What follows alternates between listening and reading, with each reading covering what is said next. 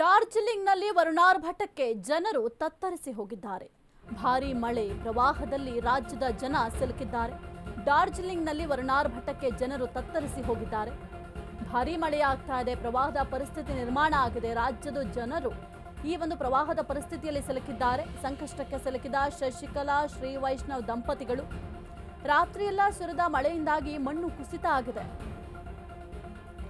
4 ರಿಂದ 5 ಕಿಲೋಮೀಟರ್ ವರೆಗೂ ಕೂಡ ಫುಲ್ ಟ್ರಾಫಿಕ್ ಜಾಮ್ ಆಗಿದೆ.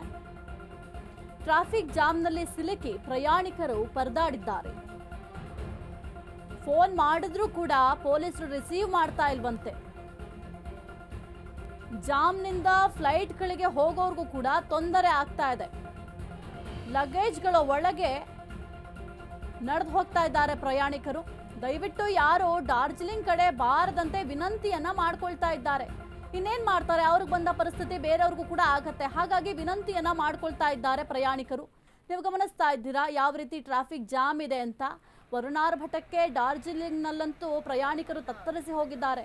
4-5 ಕಿಲೋಮೀಟರ್ ವರೆಗೂ ಕೂಡ ಟ್ರಾಫಿಕ್ ಜಾಮ್ ಇದೆ. ಹಾಗಾಗಿ ಯಾರು ಕೂಡ ಈ ಕಡೆ ಬರಬೇಡಿ ಅಂತ ಮನವಿಯನ್ನ ಮಾಡ್ಕೊಳ್ತಾ ಇದ್ದಾರೆ ಸಾರ್ವಜನಿಕರು. ಪೊಲೀಸರಿಗೆ ಕರೆ ಮಾಡಿದ್ರೆ ಏನು ರೆಸ್ಪಾನ್ಸ್ ಮಾಡ್ತಾ ಇಲ್ವಂತೆ, ಏನು ಹೇಳ್ತಾ ಇಲ್ವಂತೆ.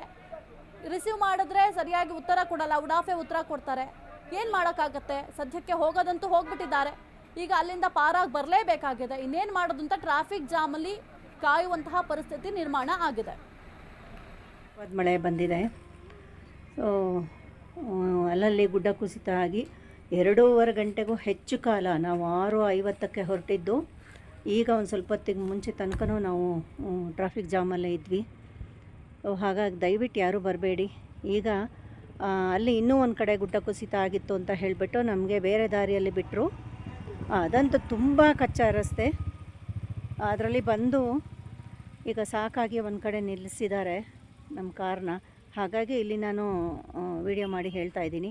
ದಯವಿಟ್ಟು ಯಾರಾದರೂ ಬರೋರಿದ್ದರೆ ಖಂಡಿತ ಡಾರ್ಜಿಲಿಂಗಿಗೆ ಬರಲೇಬೇಡಿ. ಇನ್ನೊಂದು ಸ್ವಲ್ಪ ದಿನ ನೀವು ಬರಲೇಬೇಡಿ ದಯವಿಟ್ಟು.